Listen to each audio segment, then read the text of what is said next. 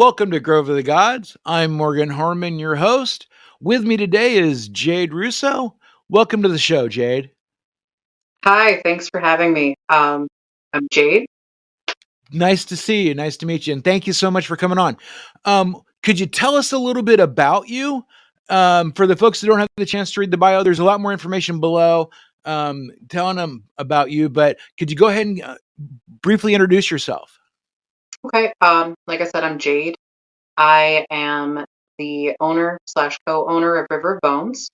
I do bone readings, or otherwise known as Osteomancy. I practice chaos magic and quantum sorcery. Okay. That's a little bit about me, Quantum sorcery sounds really cool. I definitely want to learn more about that. for sure. Um, So, tell me about how that works, how you practice your spirituality on a daily basis. I mean, like today, this week, I mean, we just had a full moon. What's going on with you in your life? Well, generally speaking, I don't do what most pagans do. Okay. I don't necessarily follow a lot of like the traditional magics um, or older style magics or following Sabbats and that sort of thing. Generally speaking, my work comes doing housework or doing my hair or candle magic is a big one for me. But a lot of the times I work through what I'm doing on a daily basis. Cooking is a big one. I intentionally cook. Okay. So there's a lot of little things that go into my craft. And then I do some rituals, but it's a lot less than what you'd see with a traditional pagan. Well, how did you get onto the path? How did you discover the things that you're doing for those cooking rituals or cooking magic and things like that? How did you get to where you are? A lot of it came to me pretty naturally, but I have read a couple books on basic like herbal magic and the qualifications that herbs have as to what they mean for metaphysically. Mhm. But on the other note, a good portion of my craft, being a bone reader, also means respecting both animals and nature in a lot of ways. And with that, I started my own kind of like ritual where when I was cutting something, whether that be meat or vegetables, I'd thank it for its life loss to nourish my body and my family's body. And that's been a big difference for me. It makes me happier. I've noticed that the tension in the house is a lot less when I'm actually cutting that way, when I'm cooking that way, versus when I'm not, which is intense for me. The difference in connection is intense when you're recognizing the source and the giving and the gift from another being, and you're acknowledging all of that. It really takes on so much more meaning. It does. It really does. A lot of that really kind of comes down to when I started working with the bones, I realized that these are not like cards, they're not like runes. They are very much so their own like energy source. Yeah. It's loosely based on mediumship, at least for me. And when I realized that these things are very intense, they have their own thought process in a sense, they have their own energy. I realized very quickly that I needed to allow them to be thanked for their sacrifice to be part of my tool set. And that kind of just showered down onto my other ways of life. How did you end up reading bones? That's actually a very intriguing story. So sad but intriguing. I found out very early in life that I was medium and psychic. The first instance of seeing someone's spirit after they had passed, I was like two, and I started having many dreams early on. But then I was raised in a Christian household, actually in a faith healing cult, second generation. So there was a lot of ties that I had to break there myself to get out of that and to become who I wanted to be. And I had a son about 9 years ago, April 11th, and it was not in a good household, let's put it that way. And my mom was my piggy at the time, Yeah. and she ended up manipulating me through using my money. Um, she's extremely abusive. Yeah. So I actually ended up giving him up for adoption to them because Oh, they paid for him without yeah, them monitoring right. what I was giving him. So I couldn't give him what I wanted to, what he deserved, needed. And I fell into a pretty deep depression for about 4 years after that. And then one day I just decided I was done. And I've always been intrigued by the bones. But when I went to get my first set, I took about 4 months to let them help me through my grief and to heal. And then I realized this isn't just about me. I could be helping so many more people through my story, through what I've been through, and help them heal as much as the bones have helped me. So that's kind of where I started, but I was all self taught. When you read bones, is it based on their layout or what one is near the other, or images that they form with the way everything's plays out? Or I'm really curious. A little bit of everything that you just said, actually. So my set, and every reader is different. My set is a rabbit pelt with bones, stones, and trinkets. You can see it in all kinds of different traditions all over the world that bone reading is a thing, or some people are calling it crow reading or vulture reading now, which Okay. is pretty cool. But traditionally here in the States, what we see the most often, especially in like horror movies, which is a horrible representation, is in hoodoo and voodoo. Yeah. And they tend to use chicken bones and possum bones. That is not my tradition at all. Now, when I'm reading them, I kind of do a little pendulum swing and let them fall where they want to fall. And then I look at the patterns that they make. Each one has a couple meanings, depending on where they're falling. And then I also look for runes that are made in those stone sets or ogams, which is pretty cool. Like when you're seeing the cross hatching and you're seeing all of this kind of come together, it gives a bigger picture. Yeah. Um, so a lot of it is patternistic. Some of it is looking for images, and a lot of it is where they coordinate to each other on the map. Very cool. And then you just kinda feel your way through, and this is what it means to you, and it's intuitive? Yes and no. Again, that's really dependent on the person and on the reader. So Okay. when I'm looking at my map, I actually did quite a few steps before I got to this point.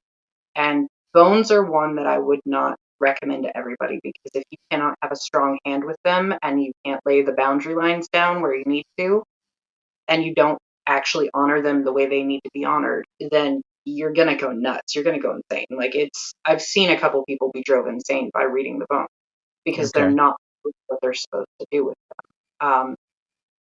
And this is kind of one of the things that I did is that I actually used blood magic on mine to give back from myself for their sacrifice. Okay. Uh, Felt like that was a pretty equal exchange to blood each one of them. But then the things that I recommend to everybody, regardless, is you need to have an ancestral altar or an ancestral piece that you can put in with them so that they can rest when they're not in use. I tend to smoke cleanse mine. It's kind of like feeding, I guess, to Okay. my people. And I use moon water from full moon to give them something to drink, essentially. But there's a lot to that you have to do to make sure that you're not going crazy. It's pretty intense. Yeah, it sounds like it. It And sounds like it.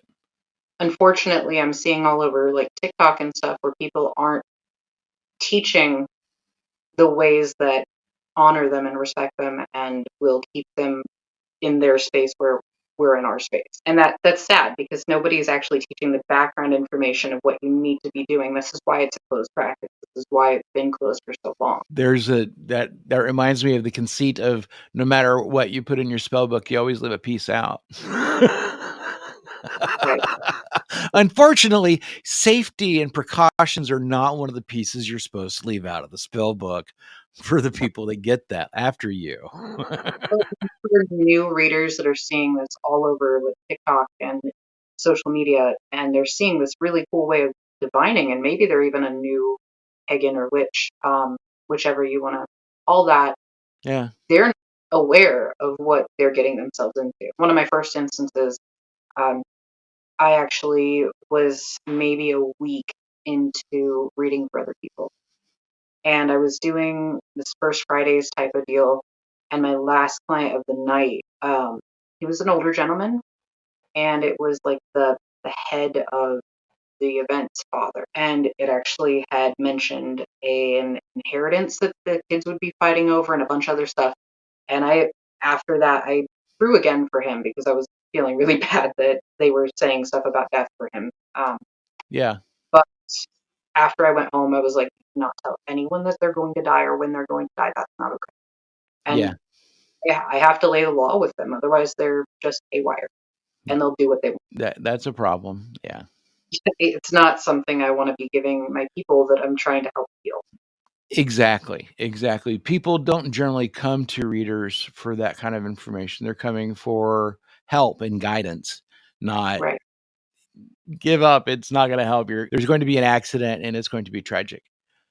right. So, yeah.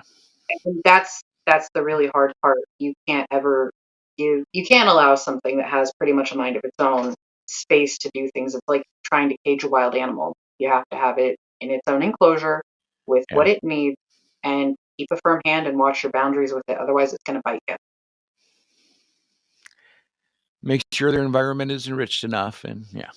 Right. Sorry, I Well, was thinking about humans there for a minute. it's actually pretty funny that you say that because they get restless. If I'm not reading enough, Yeah. they scream. It's not fun. Oh, wow. I don't mean like audibly Yeah. screaming, but they energetically kind of throw off some vibes. I'm It's familiar with the itch. yeah, The little itch. Yeah. yep, it's Yeah. not great. No. So tell me about the environment where you're at. How open can you be about being pagan? Tell me about your life a little bit. Well, I personally don't have a problem with it. Telling people about that sort of thing or any really small little minority type things. Yeah. But then again, I'm really transparent with the way that I live. I try to live viscerally and as honestly as like that's not for everybody. Being in a small town right now, it's very up to discretion on who you tell and how you say it. We're surrounded by Catholic churches in this town. So it's kind of iffy. But then again, as long as you know where you stand and you can walk it with confidence, generally people leave you alone. Are you solitary or in a coven? How do you worship? Do you worship with a community or by yourself? It's actually funny that you use the word worship. First off, I guess I'm a mix. We have groups that we can go to if we'd want it, but mostly I practice at home with my partner. We're also looking to start up something here in Huntington and have a group that gets together and we talk about things. However, the worship part is kind of intriguing that you say something. I don't actually worship anything, weirdly enough. Okay. I work with energy sources, but Okay. I don't because I am that's a big part of my craft is I am responsible for my bad deeds and I am going to get the appreciation of my good. I'm not going to give any of that power to anything. And that's part of why I chose paganism was so that I could be responsible for my own fate and for what I was doing, both right Right and on. wrong. So you work with energies, you don't worship them. There's a complete, absolutely, absolutely. Thank you. Yeah. It's a matter of semantics, but at the same point, it's an incredibly important difference Right, because one is placing them up above and being in August and oh wow and having conversations right. and having relationships with deity. Having relationships with deity is doing rituals, doing things. Worshiping deity is the moments in the full moon ritual or whatever where you bring those in and you pay august and homage. But yeah, one is a working relationship, the other is more of a treaty. Well, and I will still give libation if I'm asking something to work with it. Generally, I use the term source, but Right. Yeah. I don't disagree that there are deity and figureheads. However, generally speaking, I see myself as more of a witch than I do a pagan Yeah. necessarily. And Right. actually, I'm going to write a post about that on my Facebook page about the difference between religion and craft, which to me is really important to know the difference, especially when you're new, is that you can be one with the craft without having to worship or work with anything. And Right. that's a big part because one part is an energetic, like you said, relationship with source or Yeah. deity. The other is just, this is what I do and this is how I work with it. And I think a big part of why I feel that way is because of quantum sorcery. So tell me about that quantum sorcery. I've got lots of questions about that. How does that work? Is it? I'm not. I'm just gonna say, how does it work? Tell me. Tell me all about it. For sure. The big part of my belief is that magic is just science that's not been tested or explained.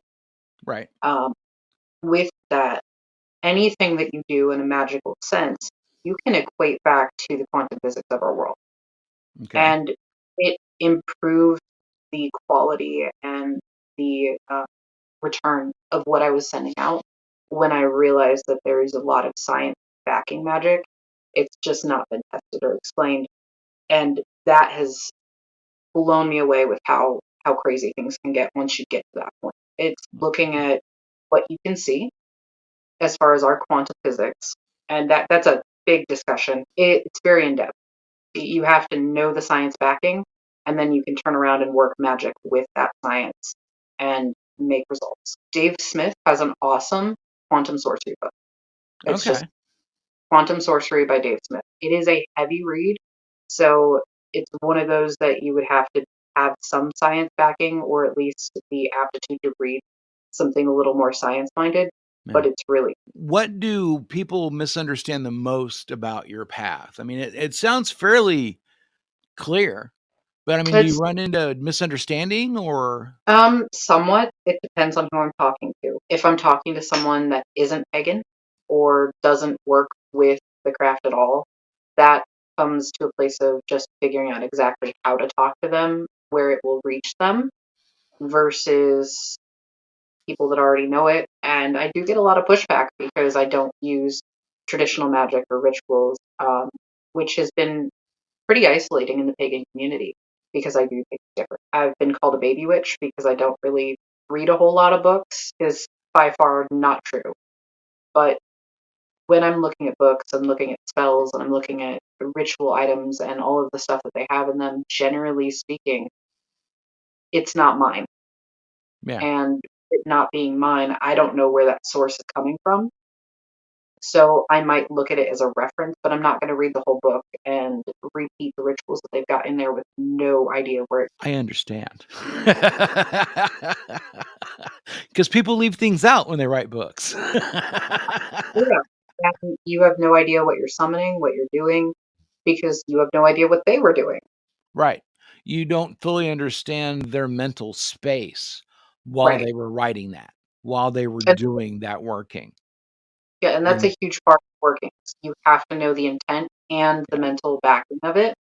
Because if they weren't in a good place when they were writing it, or if they were in a very angry spot, or just had something else on their mind, that work is not going to be as good as what you could do. Even if you were using that as a reference, you like a bit and piece or a wording, and you make that into your own, yeah, which is what I would suggest to most new witches is look at the books as references.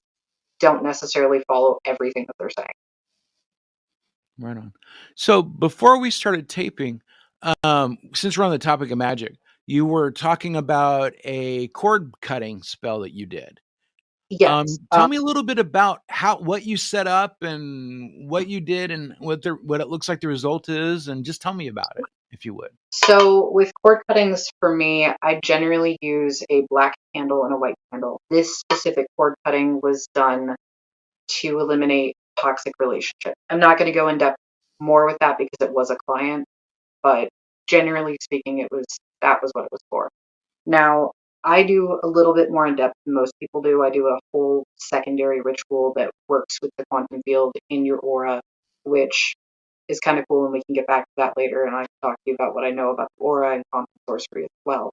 But with this, generally speaking, I put a black candle and a white candle, and I use hemp and I knot one side, and then I wrap and then loop so that the hemp connects the two, and then you light both at the same time.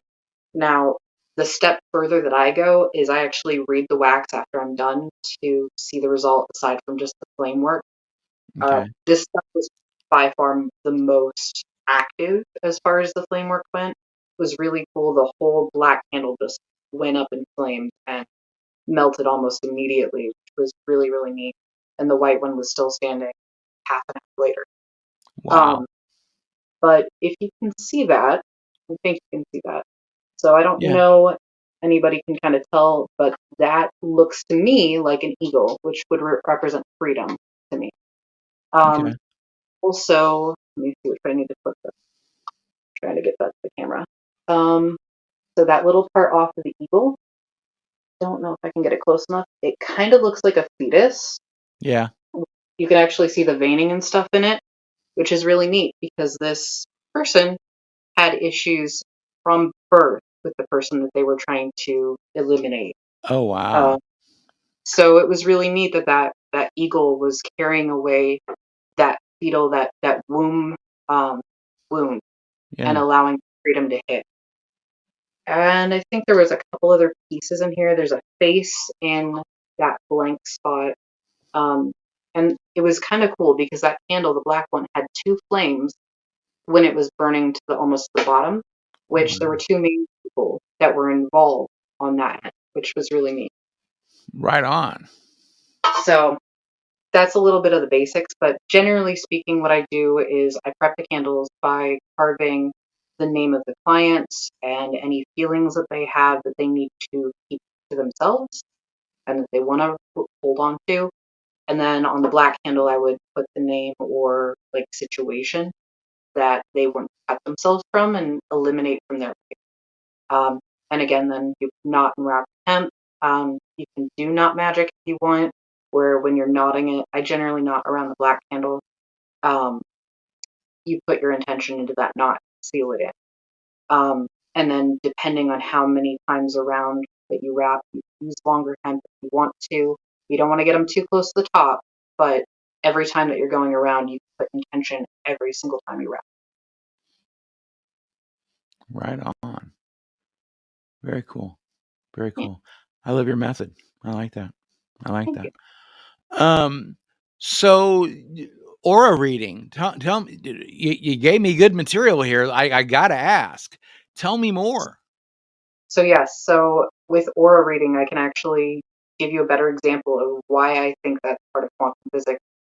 When we are looking at our brains, we are literally driven by electric energy. Like our synapses and neurons are just electric current that runs back and forth between. Right. Uh, that basically powers our mind. With that, there is also a body's electromagnetic field that we have positive and negative fields and ends and that sort of thing. And that's what people think the aura is. And it is what it is, but both things are correct. So the verbiage doesn't really matter. The whole thing with the electromagnetic field, when you're looking at that, the different colors people see very easily could be a way that they're like interpreting what's coming off of that electromagnetic field. It's also why Reiki works and healing hands and just different types of healing. When you're looking at two auric fields or electromagnetic fields, and one person has a semi healthy field and the other person maybe has an issue with their heart chakra. They had a bad breakup or something, and that's really causing them some depression. The other person, if they're healthy enough on a mental standpoint, can use that same auric field like a bond, like a chemical bond, and link their healthy ions, their healthy electromagnetic field to help heal the other person. Okay. And because people don't understand the basis scientifically of what you're doing when you're doing Reiki and what you're doing when you're healing people, it doesn't necessarily always translate as well as it could. So that's a little bit more about that. Okay, cool. Well, thank you. I hadn't thought about it about Reiki being aura. I've only seen it as energy, but I that makes a lot of sense. Okay. So Well, and I mean, even in Reiki, you are talking about working with the different chakras. Yeah, The yeah, different yeah, chakras are based on, like, the heart chakra is your heart. That is where that is coming from. That also works off of electric energy that our body is pumping through us at all times. Every single one of the chakras has something to do with the electromagnetic field. So when you're working with Reiki, you're working through those electrical outlets, essentially. Like, um, yeah, a column of batteries. If you've got one bad yeah, battery, you've got to either charge it up, replace it, or maybe flip it the other way so that it's going the right way so it can work. Maybe yeah. it's got a little gum on it, you clean it off. That's basically what you're doing. Right? What is the most magical experience that you're willing to share? I've got a couple. I'll try to choose one, but there's a couple instances that come to mind. The first major instance that really, like, shoots through my head at the moment is in February of, I believe it was 2020. I went into 2021, 2021.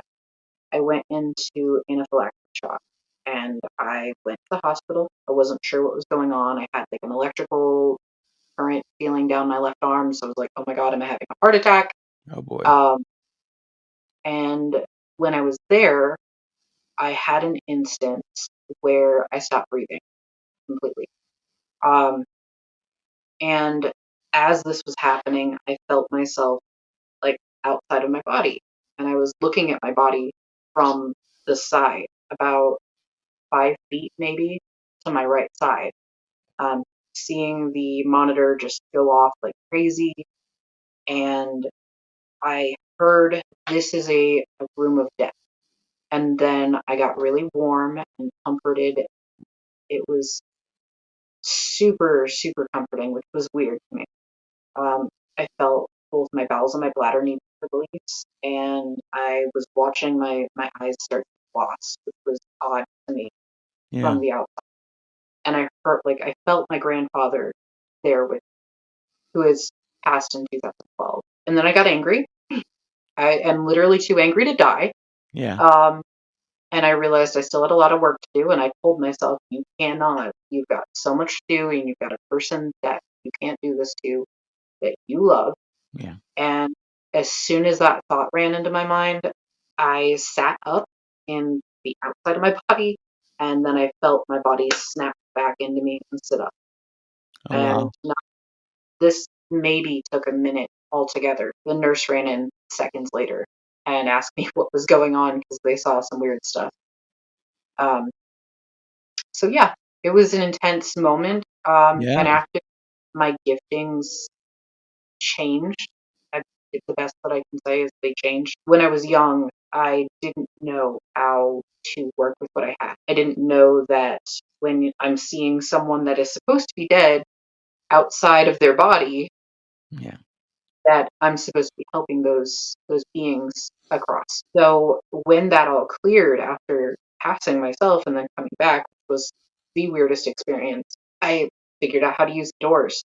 And people talk about a door that you're supposed to put spirits through when they're stuck. And I don't call them ghosts. Generally speaking, I call them residual energy signature. So it's basically like an imprint of someone energetically that got left behind. mm, That doesn't mean that they haven't moved forward in whatever they're doing. It means that there was a piece that got stuck. And it's funny because I'm an omnist, so I think there's a little bit of truth in everything. And to me, that seems like purgatory a little bit, yeah. Okay. um, which is odd. But when I started realizing that there was something I could do about it, I had heard people talk about one door, but the first time around, I saw two. And one, the way that it came to me, it was like one was a way to recycle energy that wasn't so broken and twisted that it could go through naturally. And the other was another type of recycling process when it was broken, when it was twisted, when it was demented, when it hadn't had been there too long, that it went to the other door. So that has been a really interesting experience for me. And we had a friend, like a family friend, pass in, I believe it was 2022. And I had put people through doors prior. And I didn't think that it would be a problem, but he was supposed to walk me down the aisle for my wedding, and it was really, really hard for me. And Oh my gosh. so he passed from COVID, actually. They Oh, listed it as pneumonia, but it was right there. yeah. Um, so yeah, he when I put him through his door, it was very intense, and I had like a spirit box on my phone, and he had a tendency to use foul language when we would come in the door, and the spirit box picked up on it, Oh and it wow. told us through the box that we weren't allowed to smoke in that room because they had just recently started smoking in the house, and he was on oxygen, so he wasn't allowed to smoke, and they weren't allowed to smoke in the house. Well, I go out to the other room, and I'm like, something just told me not to smoke in that room, and the person was like, yeah, no, that's the only room you're not allowed to smoke in.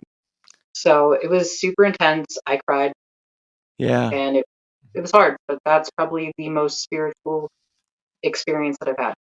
Wow. Wow. That is intense. That is intense. Let's pick up the mood a little bit.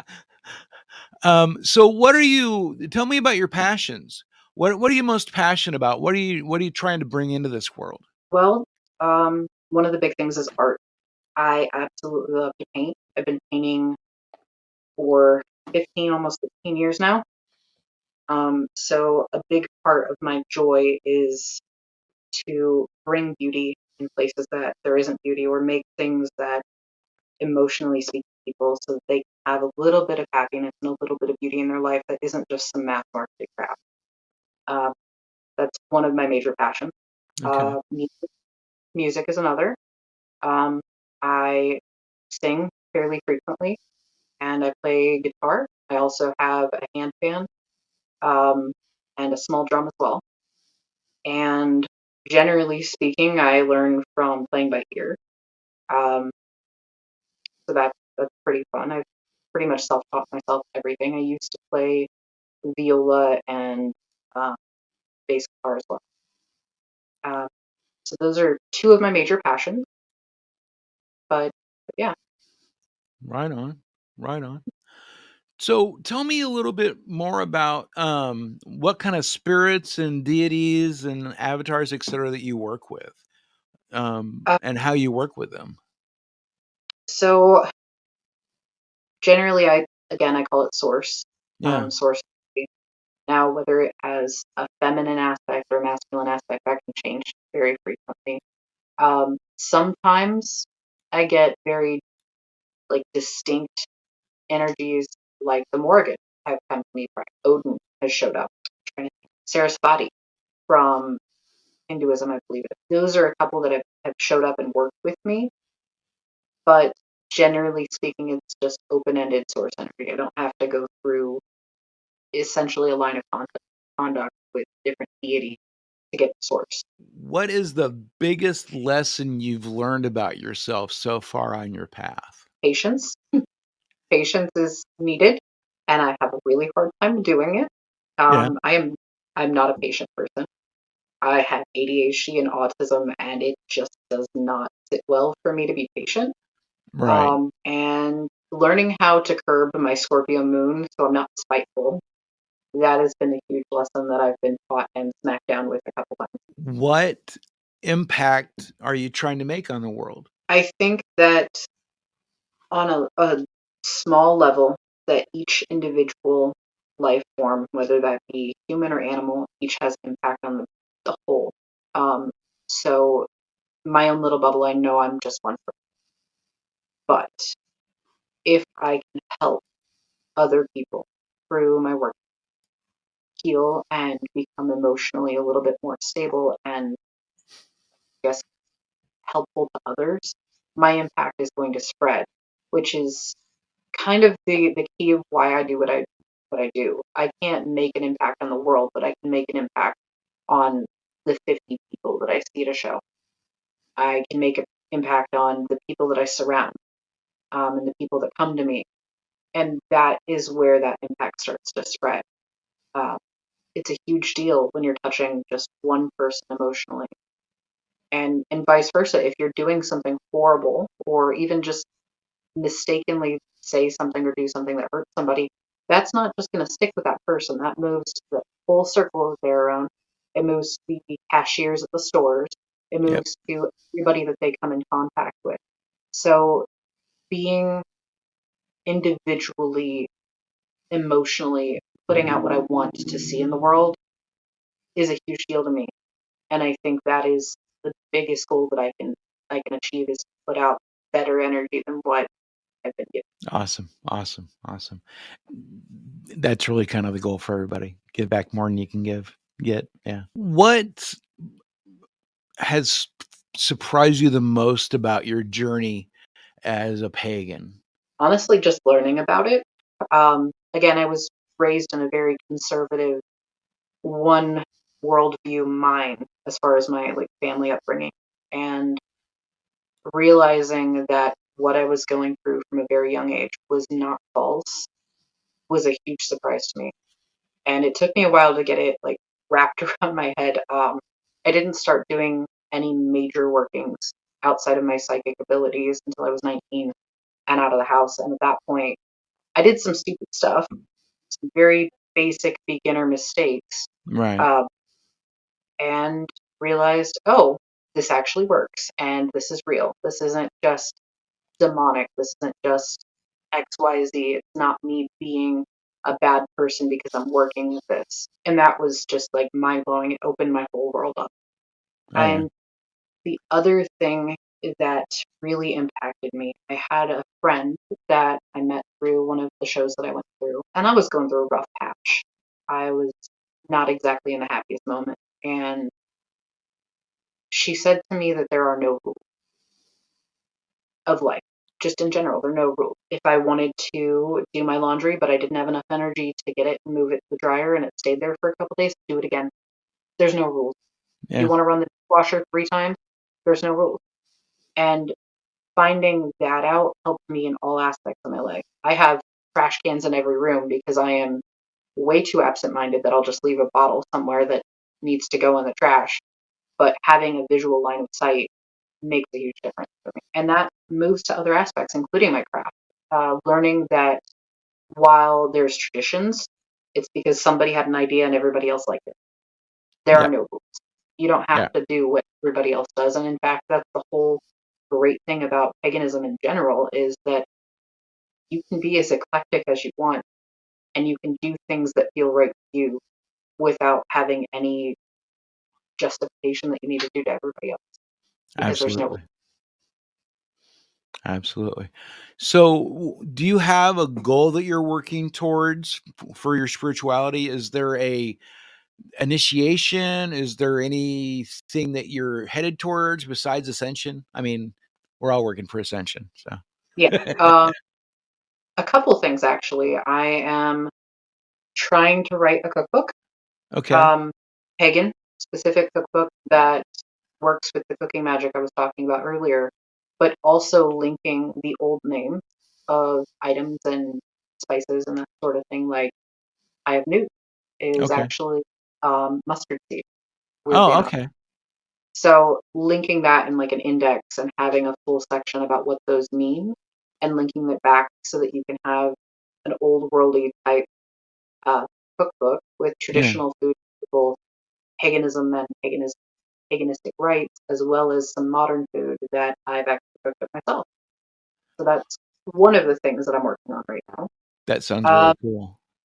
Eventually, the end goal is to have my own shop, and to have a building that I can call my own and work for myself, essentially. Okay. Um, that is metaphysical based, but also like a monastery type of deal. So that's the main goal. What what pearls of wisdom would you share with somebody new to the pagan path? What mistakes would you have them avoid, or what would you have them embrace a little heavier, if you could? First off, the biggest thing is learn how to reverse anything that you do. First and foremost, if you don't know how to reverse it, don't do it. If you don't know how to protect yourself, don't do it. Yeah, So that's number one. Don't do love spells. Number two, just don't do it. Self love is fine. That's okay. absolutely, If you're absolutely. putting a love spell out there, someone can get spell obsession. and it can cause abusive relationships. It can cause stalking. It can cause a bunch of stuff that you don't want to have happen. Or maybe Yeah. you get to see this person and then all of a sudden they're not leaving. Don't do it. Yeah. That's that whole be careful what you wish for because you just might get it. Yeah. Um, the other thing is don't do weight loss spells. If you're not going to do the work, don't do it. You'll get sick. You might lose the weight, but it's not going to be in the way that you want it. It's not going to be Uh, healthy in any way. It won't stay no, off. no. Good alternative to that is spells that work you towards a healthier lifestyle. There you go. I like that. Um, but it's looking at the alternatives of something that may have back-ended loopholes that you don't want to have happen. And again, reversing things is hugely important for someone that's new. You need to know how to do what you're doing, but you also need to know how to undo what you're doing. Exactly. Exactly. You really do have to be careful what you wish for because you will get it. Oh yeah, That shit will get twisted and be given to you in the most inopportune, most uncomfortable, compromising way possible yeah, with and a that's snicker from the where gods. that's where That's what just go ahead. Sorry. it's okay. You really have to look at spells like you're looking at the most uh, achieved lawyer is going to be reading that and throwing everything in your face that they can find. So if you're not looking at the loopholes that could possibly be in your spell, you Yeah. shouldn't be casting it. You need to make sure that it's airtight and that that lawyer of a energy can't come back at you and say, "Well, you said this and you didn't say not this." So finding those loopholes in your spells before you cast them is huge. Yep. Yep. I've learned that lesson way too many times. It's I think why I everybody really has done it once or twice. yeah, I just don't really do that much magic anymore. It's intent and it's Yeah, manifestation, but it's not actual direct spells or wishes or things like that. right, It's generally this is what I want in my life in the future. Not right. so if I burn this candle, I want more wealth. Well, that just killed somebody. Yeah, I don't want that Yeah. because I know that they are cruel, twisted motherfuckers. Oh, yeah. Well, and I think that's where I come to a place where I don't use deity work in a general sense because that gets messy. You've got a deity that's jealous of your bloodline, or you've got Zeus that just wants to, everybody Yeah. gonna have weird stuff happen. Yep. That's just the way they are. They're mischievous to us. That's not necessarily the way they see themselves. But Yeah. you really, when you're going to just source energy, um, just the basics, and on a base level in quantum sorcery, it would be kind of like the Higgs molecule, which is the God molecule. Yeah, Okay. it's basically the basis of source energy. Is you're looking at the thing that makes up everything else and makes everything happen. Right. You're working with that instead of deity. You don't have those cross wires, Yeah. Yeah. There's less room for interpretation. right? There's a lot less I room for mean, the universe interpretation. will still throw you like some curveballs, but it's better that it's that instead of like messed up, twisted, whatever, because they needed a laugh. Right. Right. Right. Right. Right. They need to snicker at what they did with what you asked for. Um, so you told us about your book, the cookbook. Mm. Do you have any other upcoming projects that we should be watching for? Uh, as of right now, I'm really focused on events. So I'll be going to a bunch of different like festivals. I think I've got two of yours that I'll be showing up to this year, and there's a couple other that I'm looking into right now. I've been really behind on my work as far as my Facebook page. I'd like to start working on my own YouTube channel, which would be really nice, or even just like a TikTok channel, getting that up and running, Yeah. just to spread information and get it to a place where there is information out there that I can verify myself that I'm not giving out something without giving out all of it, which Okay. I think is a huge part of where the community as a whole needs to learn that it's not okay just to leave things out because it's just hurting more people in the long run. and we're no longer in the burning times. Right. We don't need it. There are reasons to be, secretive. It's Yeah. just like with phones. You can't give somebody closed information like that and expect them to not only do it the correct way, but also to teach the correct way, which is a big part, and only teach those that will do it and teach in the correct way. Right. Because that's where, I think there's a level of that secrecy is there's need for it in some aspect. It's a balance, just like everything. I'll agree. I'm not a big fan of secrecy, honestly. I think that it was definitely an inhibiting factor Right. for a lot of people on this path, and it has definitely created there are definite reasons to not have secrecy. Right. So, there's definite validity to having mysteries Right. and to having things about your tradition and or path and or whatever be something that you have to figure out for yourself and it be a mystery that is therein contained. However, secrecy in itself only promotes elitism, and I'm not for elitism. I'm for I'm sharing all the knowledge with everybody and contrary. everybody having an opportunity to learn and grow. So, yeah. Well, and I think with a lot of things, it's time and place. So just because one person is ready to learn the thing that could potentially harm them and potentially harm the people they're teaching, that doesn't mean the other person that's not there that they might not get there. They might get there in the next week. They might get there in 3 years. They might never get there, but it's better that they're not harming others and harming themselves than give out potentially dangerous information. It's just like having a kid and telling them not to put their hand on the oven. If they can't listen to that, they're not ready. They're not ready to touch the oven if they can't understand not to touch it. They Yeah. shouldn't be cooking if they're not able to not burn themselves. Exactly, exactly, exactly. Last question. What question should I have asked that I didn't? What did I miss? I think the one major thing that we haven't talked about yet is Yeah. aphantasia. Oh, Um, absolutely. and that's a huge thing. Because I personally have aphantasia, um, and I can't hear a voice in my head. So aphantasia is the lack of visual. That when you close your eyes and you try to think of something, that there's an image that pops up, whether it be faint and blurry or just like 3D realistic. And then I also don't hear my own voice in my own head. I don't have an inner monologue.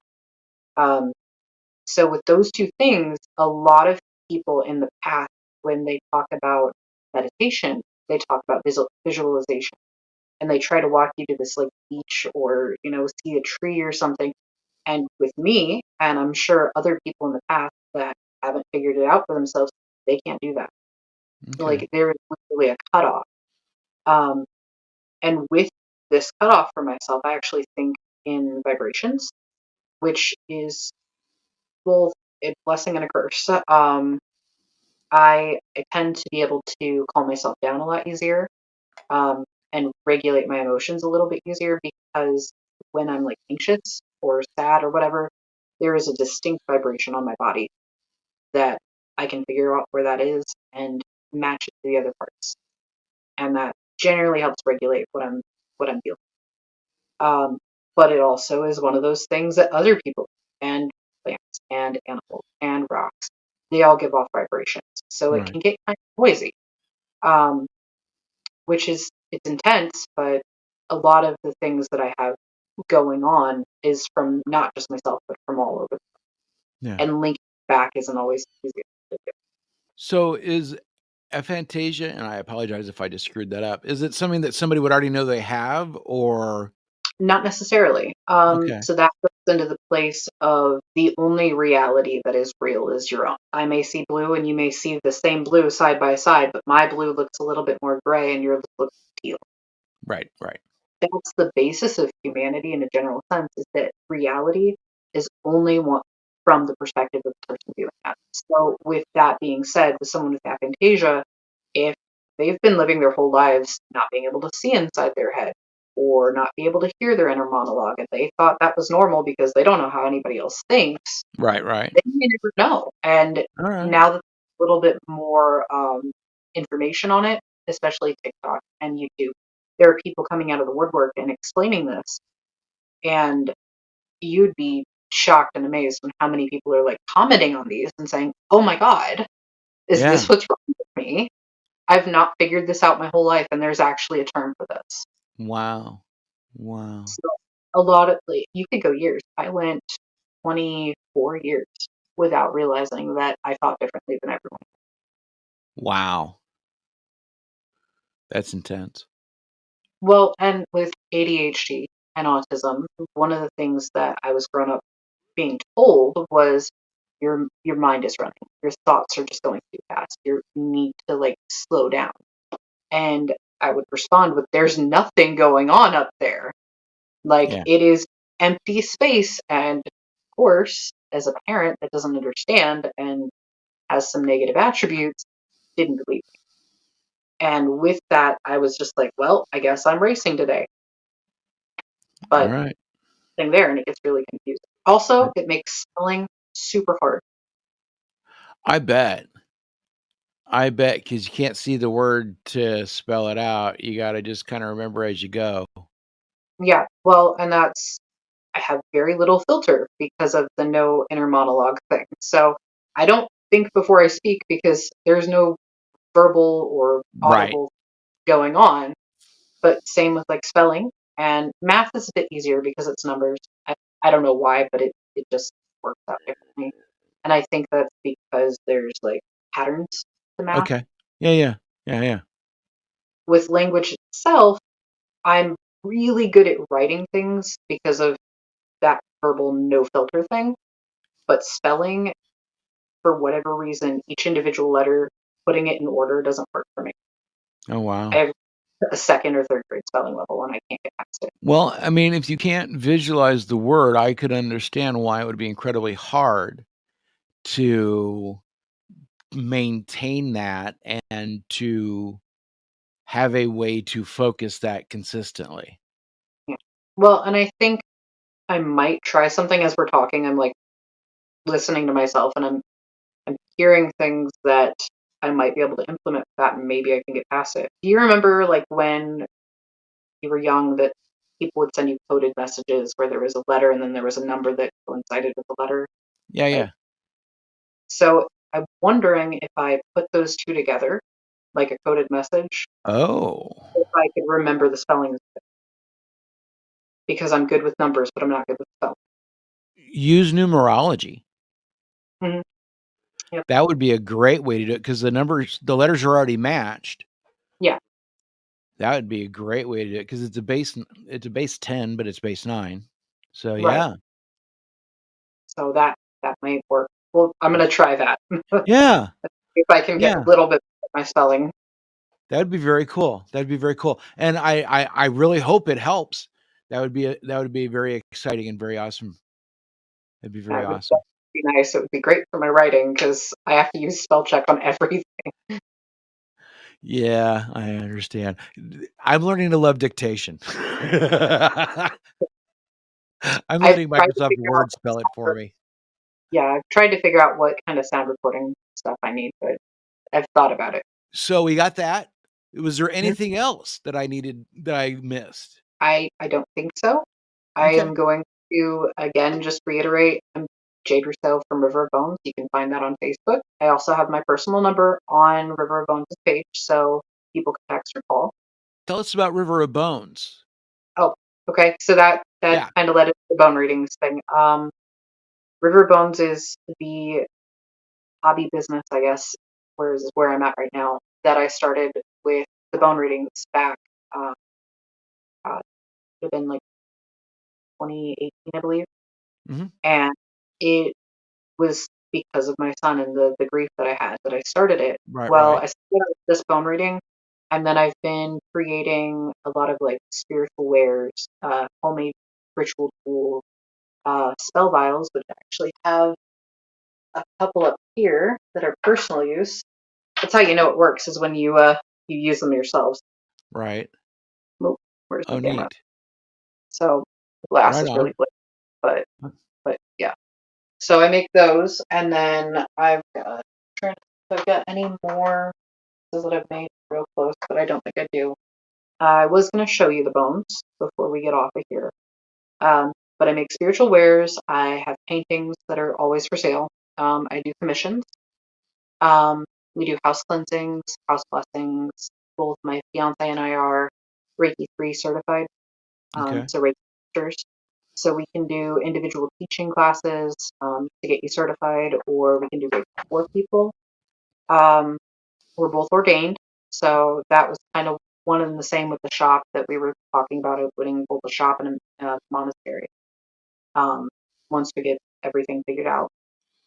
Um, so basically, just spiritual uses of different services and guest wares Right on. is Cool. that's it. Yeah. We'll make sure we have a link for you in the description. Yes, absolutely. Let's see some. So the set that I work with, it's going to be really hard because this camera is like weird and I don't know how to get to it. Um. So Up so just a little basically, bit. There we go. so Cool. basically, I've quite a few pieces in here. I could go bigger with it and do more, but just I kind of like the simplicity of my Yeah. set, I guess, best way to say that. Um, and then I've got three more pieces that go with it that are a little bit bigger. I've got this lovely deer shed, trying to get it to frame, Oh, neat. and then I've got a key and another little bone here. Um, and then this is my throwing pelt. It's just a basic rabbit pelt. I've seen people do it on all kinds of different surfaces, so don't feel like you have to throw in a pelt to throw it. I mean, some people used to do it with sand and just drawing a circle. Yeah. It's pretty simplistic. You find the pieces that call to you. You don't even actually have to use bones. You can use stones, trinkets, runes. You can throw runes with the other stuff. Um, one of the things that I wanted to expand my personal reading style was that I wanted to take skulls like I don't know if I'm able to show this kind of stuff on YouTube, but this guy here, Oh, this neat. is a raccoon. But I wanted to get a bunch of different types of skulls and have them as totems for the reading. So where whoever was there with me as a client pick one, Okay. um, and then that has specific information as to what it wants to throw out there with it. Um, but I also wanted to get like a cauldron and have a bunch of stuff in there and have them like tell me to stir and stop and then pull stuff out and throw it that way too. Thought about that, All right. which is fun to me. But I Yeah. also wanted for each individual type of animal that I have in my set or on my table, I wanted to make like a pamphlet, like 3-ring binder with all of the information about that creature, its habitat, what we can do to environmentally conserve their habitats, what are the biggest threats to that species, etc. So Right that on. there is learning that's not just learning, Yeah. Yeah. Yeah. That's very cool. Very cool. Thank you very much for showing. You're welcome. It's very cool. Very neat. Trying to think if there's any other like show and tell things that I probably should show you. Actually, I do have one. I'm gonna step off Okay. screen for a second. Okay. Um, this is in progress. Probably really loud. I'm gonna try not to slam the legs. But I do wood burnings as well. Oh, Now this wow. specifically is a personal use um, for just different types of workings and That's that really cool. and Wow. still got like this little part here and both sides to burn. And the part in the center, I was going to put some chalkboard paint or something similar to that. Maybe I'll burn it, but I'm not sure yet. So that's one of the types of spiritual items that I can make for people. This is Okay. actually a breakfast TV tray, which is why it's called a slamming. Oh, nice. Um, but yeah, so it's kind of nice. So if you're like laying in bed but you want to work or do something like that, you could have something just sit over your lap, and it's a whole place for all of your stuff. Oh, wow. That was really Uh, pretty. Thank you. Thank And I you can for do stuff showing. like that.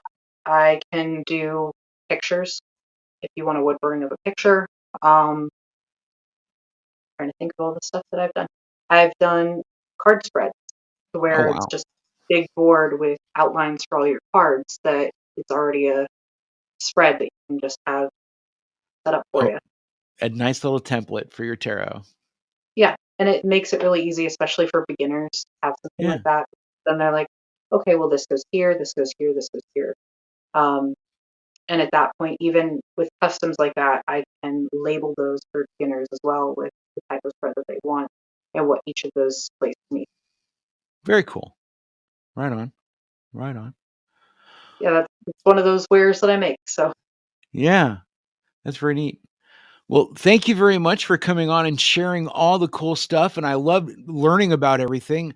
Quantum Sorcery, I'm definitely gonna check out some more of the books on that, and you have some really neat stuff. We're gonna make sure we share your links with everybody. Just wanted to say thank you so much for coming on. It's been an absolute pleasure having you on the show. Um, Hopefully you'll come back. We'll touch base again in a year or so and see how sure. everything's going. And it's been an absolute pleasure talking with you. Thank you so much. I said thank you for having me. Been awesome. It's been an absolute pleasure. Thank you. Thank you everybody for watching. I hope you enjoyed. Please comment, like, subscribe, say hello.